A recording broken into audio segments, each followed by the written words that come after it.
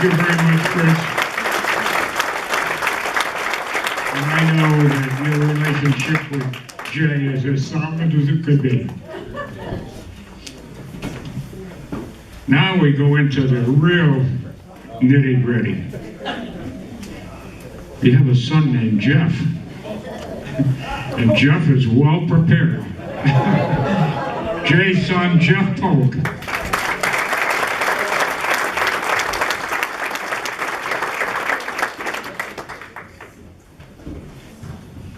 Thank you, Danny.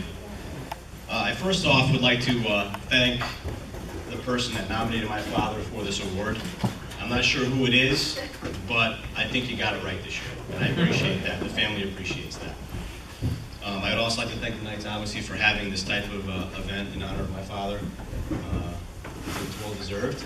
We've been paying it forward for a long time, and the whole family would like to say, my sister doesn't want to really talk tonight. She's oh, there she is. Yeah. Someone has to take the pictures of you up there. So unfortunately, the music isn't going to save you tonight, as they say on the Oscars. There's a lot of material in here that we have to discuss. We're going to let the people into Jay's world just a little bit. You may get boring, it may be funny, may make you cry, I'm not sure. But please bear with it. So, did you know Jay's first love was music? Uncle Danny, you were accurate in what you said. He loved Buddy Holly. He used to run home from school to listen to Buddy Holly all day, all night, whatever he could get. I even asked him a couple weeks ago, did you ever see Buddy Holly? I had an opportunity. It was in Brooklyn. I couldn't get there, and unfortunately he passed away in the plane crash right after that, so he didn't get to see one of his musical idols. If you get into Jay's car or walk into the house, you can be sure to hear Hank Williams Jr. or Hank Williams on the radio, because he's dialed in 24/7 with Hank Williams. Hank Williams Sr. That's why I tried. Yeah,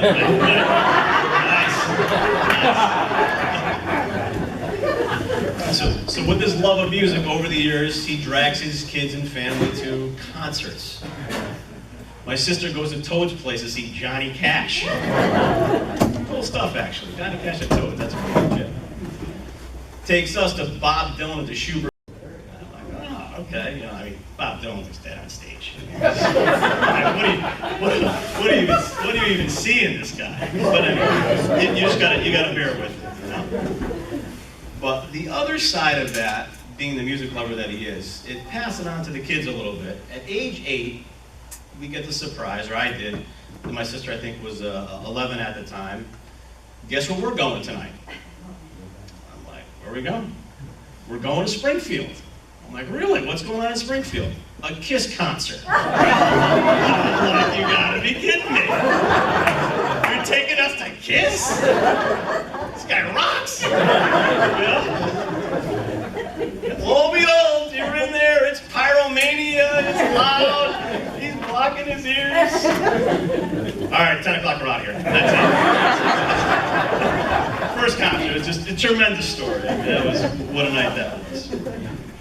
So, it does lead me to this other thing that happens, which was pretty interesting. I go to college in Massachusetts, to a junior college up there, and I get home after 4 months at school, and my mother, father, and sister are waiting there. How you doing? How's school going? I said, it's going great. I said, Dad, I think I've met someone you may want me to bring home. Really? Who's that? You know, the glasses go down. We got attention now. Her last name is Diamond. Her name is Ellen Diamond. Just happens to be Neil Diamond's daughter. Oh, now all of a sudden, magazine down, glasses on. You're kidding, right? And I'm like, I'm not kidding. So I shouldn't have done it. But every time I came home, did you ask her out? Did you ask her home? Do you have any idea? The genes in that family, Jeff. Come on. So it never happened. She really wasn't my type. Yeah, right. So graduation comes up. All of a sudden, Pops is missing. So where could Daddy be? Lo and behold, he's hunting down Neil Diamond to meet this guy. He meets Neil Diamond at my graduation. Unbelievable, unbelievable. But just classic, just the guy following his dream and wanting to do it. So it was a nice thing. Let's see. Did you know, and of course you knew this because it's been mentioned like 17 times tonight, that he should have been either a photographer or a videographer in his real life? Because everywhere he goes, he's got a camera, and just so everybody knows, there's cameras on you right now. and if for some reason you didn't sign a disclosure about Facebook, you're done. Because you're on there tomorrow live. And I think he live streamed for people that couldn't make it here tonight, by the way. Unbelievable, though. And it started out with a Polaroid, just an instant camera. That was it. Pulls the picture out. I love it. But he's a memory gatherer. I mean, it's if you want to remember anything, if you want to know about anything, if you want to know where the accidents are in town, there is a picture. My father's got it. I'm letting everybody know. And by the way, it's a nice thing to have. And I guess you did hurt a little bit, but there is a new sheriff in town, and his name is Polke. Now, Tony alluded to it a little bit, but he really didn't go into details of a couple of these little hunt downs that happened. Manhunts, woman hunts on. The bottom line is, you should have gave him the badge, first of all. Because he deserved the badge. So, this all started, believe it or not, and my mother will remember this story. I was about 9 years old, and I'm sitting at Willowbrook Spirit Shop in a parked car in the parking lot, probably running, unlocked. Gives a shit, you know, kids in the car. Excuse my English. Just kidding, Mom. She was in talking to my father. I'm looking over, and they used to park across the street in between Friendly's and Willowbrook. And I see this guy walking up, you know, he's confused, looks around. Gets in this red VW Beetle, Joe Cam's car, drives away. I'm like, what the hell happened there? Whatever, you know, I'm a 9-year-old kid, so what do I know? So my mother comes back, I said, Mom, I think somebody just stole Joe's car. She looks at me and says, you're crazy. No one stole the car. No one stole the car. I get home 2 hours later. I get the call from my mother to come in the house. You got to talk to the police. Someone stole Joe's car. Now, that's not the funny part. I didn't find out till last night that my father and Joe went looking for the car and stole it back. And stole it back. Are you kidding me? It took me 43 years to hear that. They stole it back. They didn't want to tell me my dad steals cars. I mean, come on. I mean, great. Just tremendous. So he dabbled a little bit. 20 years later, actually more than that. Let's go back, let's say 20 or 30 years later. I go to Shakes for a coffee in the morning. I look up on the billboard, and I see this wanted sign. Like, what the heck is that? It's at the post office. And then all of a sudden, it's got the picture of this goon-looking guy, taking something on the side bank near a tree. And it says, call 860-635-1200. Someone stole my leaf blower and gas tank. And I'm like, that's Willowbrook Spirit Shop. What the heck is going on here? Who's putting these signs up? I call him up. He tells me a story. I'm like, what are you doing? I'm like, this isn't the Great West here. I mean, the West is, I mean, come on. No guns here. This guy's got no guns, you know? He's putting up wanted signs. Lo and behold, he gets the lead from his underground network. They find out where the guy works. They go pinch him. Boom, arrested. That was like, I mean, now I'm thinking to myself, holy cow, he's got the world on watch here, you know? But again, extreme tactics take, you know, sometimes extreme measures. I mean, you gotta do what you gotta do, you know, So then, 3 little nice girls from Hartford came into town. We all know about them. 3 beauties. They're probably football players, I think. So they wanted some high-end tequila, but they didn't want to pay for it. Lo and behold, we got a great picture of tucking the tequila and running out the store. And Jay Polk's got it, so guess what that means? Everybody that Jay Polk is connected to has got it too. Now, not only did he take a nice little video, perfect video, he put some classic music behind to follow his I mean, who thinks of this stuff? I am serious. I get calls from my buddy Tony Gadman calls me, he says, you won't believe what I just saw. What is your father is unbelievable. I'm like, I can't control him. I don't know what to say. I mean, he loves this stuff. Once again, they got pinched. So, Jay's whole thing has been, listen, you're coming to Cromwell, you're stealing stuff, you're not coming to Willowbrook. I'm gonna get you. All right. Jay Polk is also known as Mr. Gadget.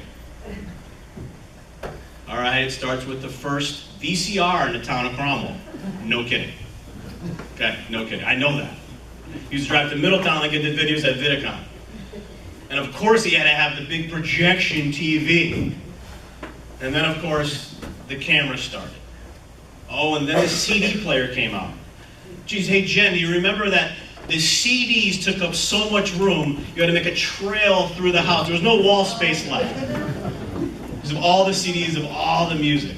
So any latest gadget, he had it. I mean, it was just, all right, whatever. You know, we go to family events with these cameras. Everybody wave with your right hand. Wave with your left hand.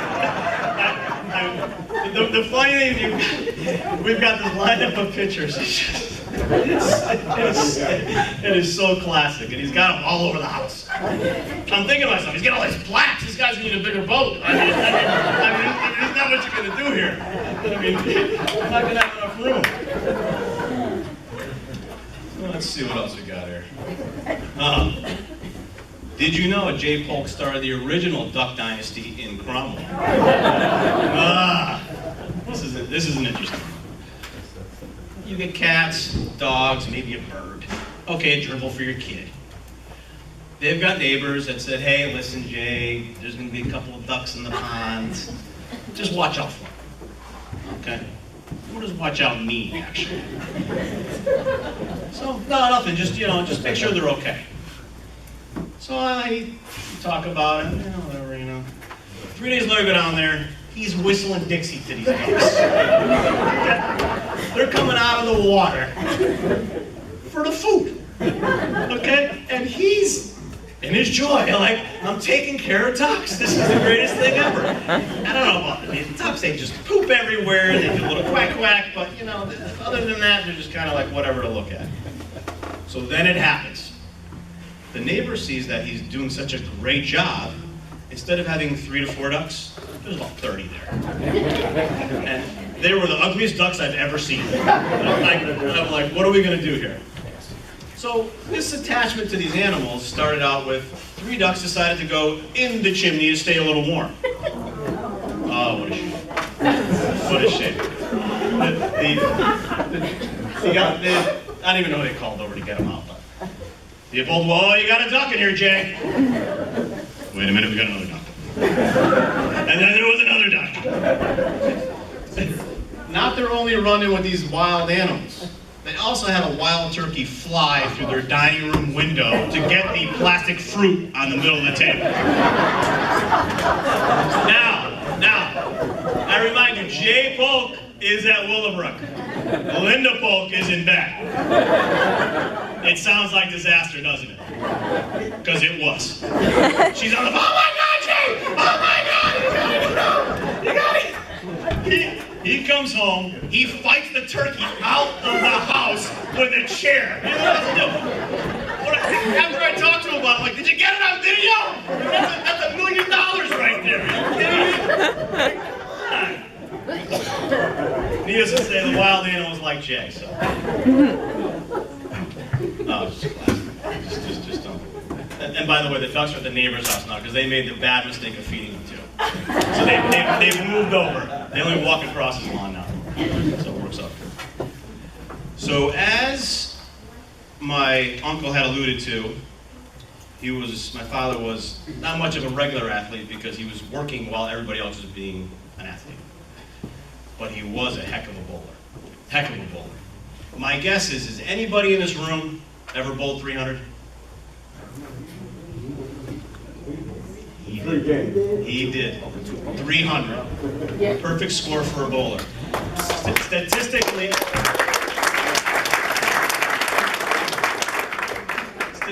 I don't know what exactly it is for bowlers that actually bowl on the population side, but the word rare came up when you punch that in as far as how many people have actually bowled 300. So, and I'm sure that had a lot to do with the good hustle. So, which is Jeffrey, that's why most people never wanted to bowl. He's like, I'm bowling didn't stay tonight. I think he averaged 210 at age 60. I think it was unbelievable. He was still bowling. So, unfortunately, I think my average is about 75. My wife beats me. I mean, I never got it. I never got it.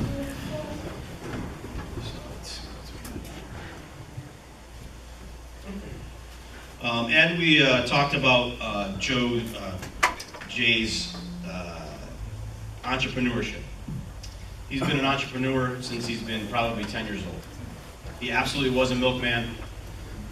He used to put 2x4s, build up the pedals on the truck, and drive it around. I'm not sure how long that lasted, but he used to deliver milk at a very early age and do whatever he could to make amends. My father, unfortunately, lost his father at a very young age, so he didn't have someone to have a support system, so he became that support system for the family in any way he could for himself and whatever he could do. That's just what he's been. Which makes this most impressive for him tonight is that he is self-taught and self-made in most ways. When you need someone to be a leader for you. His business partner, Joe, was a very good example for him and helped him and supported him over the years. But I will tell you this, he's 100% self-made, and we're very proud of him for that.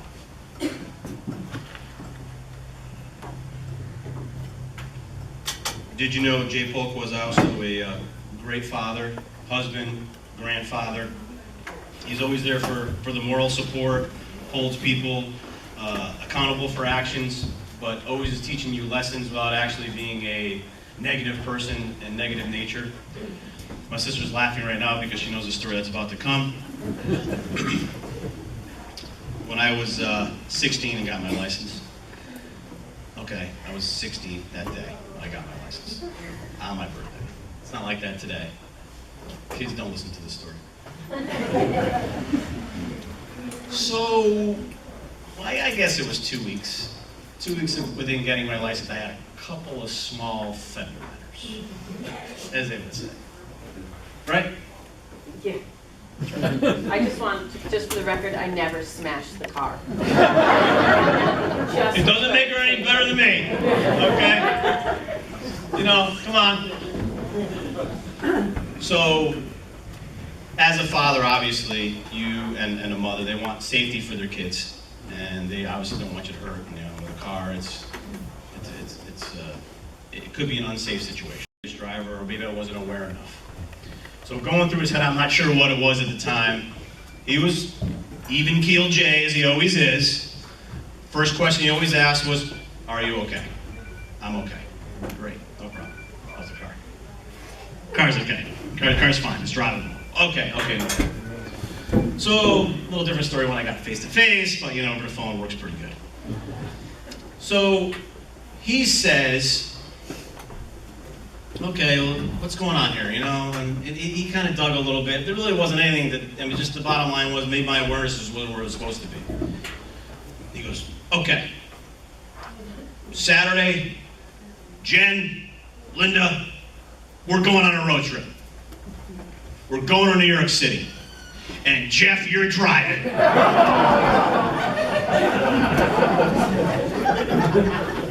driving in New York City. You are driving in New York City. Now, I mean, it's laughable to me now because I get the point. But as a whole, he's teaching me how to be more aware of what I am doing while I am driving and teaching me a better driver. He's not reprimanding me. He's not being a hard nose about. He's not taking my car away, which I can assure you a lot of people would. He's teaching me a lesson, and I'll tell you what. It's a lifelong lesson, and it did unbelievable. I did get one more accident after that, but that's besides the point. That wasn't my fault. That's besides the point. But it's truly how he taught across the way of him teaching us how to grow up and be adults. I'm getting close to the end here, when I close. Let's see. Did you know J. Polke keeps Land's End in business? We know what Land's End is, and it's basically a catalog for apparel. The perfect shirt, as J. Polke would say. Perfect shirt. Nice collar, fits good, comfortable, roomy, size is right. Well, you go to Jay's basement, and he has every color for every season. 250 shirts on retail racks. I'm like, what are you doing?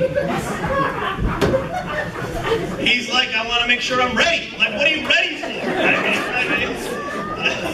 It's got to match, you know, I don't know what color, I don't know. Perfectly ironed. I don't get it. It's exhausting when I look at the shirts on the racks. And then, by the way, all of his electronic devices that he had purchased, they're all around the shirts. So if anybody would like to listen to an 8-track, J. Polke's got a player. You got to convert that VCR to a little 8mm, J. Polke's got the converter. Radio Shack's calling him now. All right, we're getting close. Did you know J. Polke is self-made, man-made in every facet of the way? You are truly living the dream, and I'm proud of you for that. I'm happy for you that you are doing that, because you said that on more than one occasion. Or as you like to say in the short term, life is good. And most importantly, with this award, J. Polke absolutely loves Cromwell. He has truly embraced it. He loves it. He said it's the best thing that could ever come into his life forever. He met my mother, he raised his family, and it's done him very well. And Dad, you're more than man of the year, you're man of my life.